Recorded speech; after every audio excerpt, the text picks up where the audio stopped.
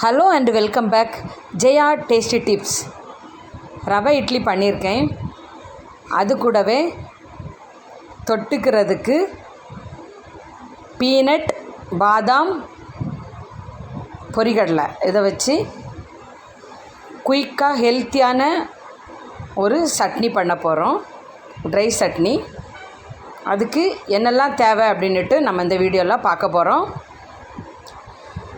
அதுக்கு நான் இன்றைக்கி 200 கிராம் பீனட் எடுத்துருக்கிறேன். அந்த பீனட்டை கடாயில் போட்டு நல்லா வறுத்துக்கிடணும். அது கூடவே ஒரு 3 கைப்பிடி அளவுக்கு கருவேப்பிலை ஆட் பண்ணியிருக்கேன்.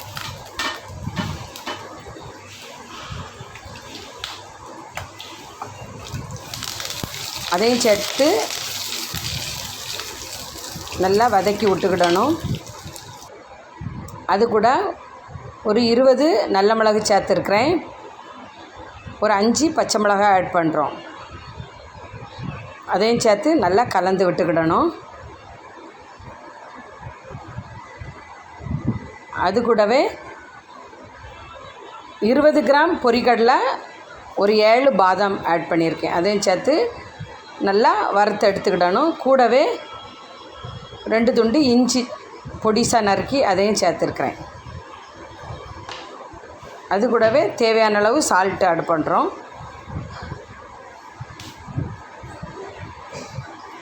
இதெல்லாம் சேர்த்து நல்லா மிக்ஸ் பண்ணி விட்டுக்கிடணும். இந்த பொரிகடலை, பாதாம், பீனட்டு இதெல்லாம் நல்லா ஃப்ரை ஆன பிறகு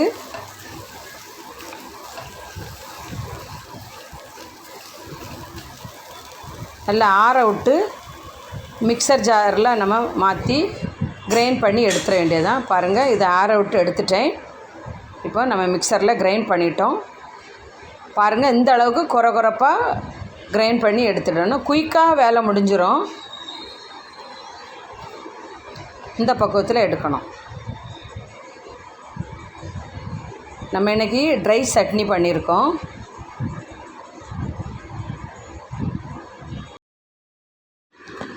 இந்த ட்ரை சட்னியில் ரொம்ப ஹெல்த்தி பெனிஃபிட் இருக்குது.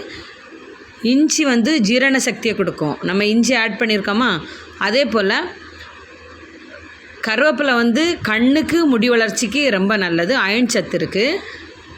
பீனட்டில் ஹீமோகுளோபின் லெவலை கூட்டும்.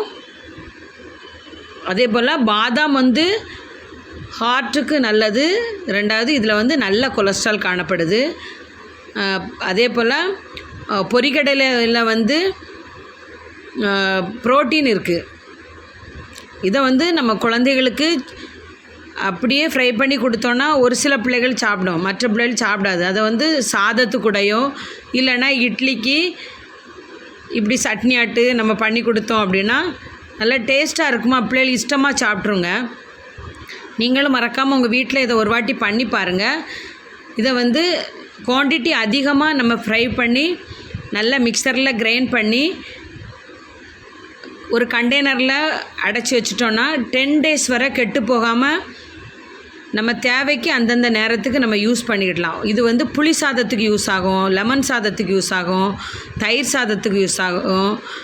ப்ளைன் ரைஸ் இருக்குல்ல, அந்த ரைஸில் அந்த நேரம் நம்ம ரைஸை வடித்து அந்த சுட சுட சோறில் கொஞ்சம் நெய் ஊற்றி இந்த சட்னியும் நம்ம யூஸ் பண்ணோன்னா ரொம்ப டேஸ்ட்டாக இருக்கும். திருப்பியும் நம்ம கொஞ்சம் அளவு அதிகமாக சாப்பிட்ற அளவுக்கு டேஸ்ட்டு கொடுக்கக்கூடியதாக இருக்குது. அதனால் நீங்களும் இதை உங்கள் வீட்டில் பண்ணி ஸ்டோர் பண்ணி வச்சுக்கிடுங்க. தேவைப்படும் போது நம்ம யூஸ் பண்ணிக்கிடலாம். ஹாஸ்டலில் தங்கி படிக்கிற பிள்ளைகள், அதே போல் வெளிநாட்டில் இருக்கிறவங்களுக்கும் இதை நீங்கள் பண்ணி அனுப்பி கொடுக்கலாம். குட்டீஸ்களுக்கு லஞ்ச் பாக்ஸுக்கும் இது யூஸ்ஃபுல்லாக இருக்குங்க. நீங்களும் இதை மறக்காமல் பண்ணி பார்த்து என்னோடய கமெண்ட் பாக்ஸில் கமெண்ட் பண்ணுங்கள். அதே போல் இது வரைக்கும் என்னோடய சேனல் நீங்கள் சப்ஸ்கிரைப் பண்ணலைன்னா சப்ஸ்கிரைப் பண்ணிக்கிடுங்க.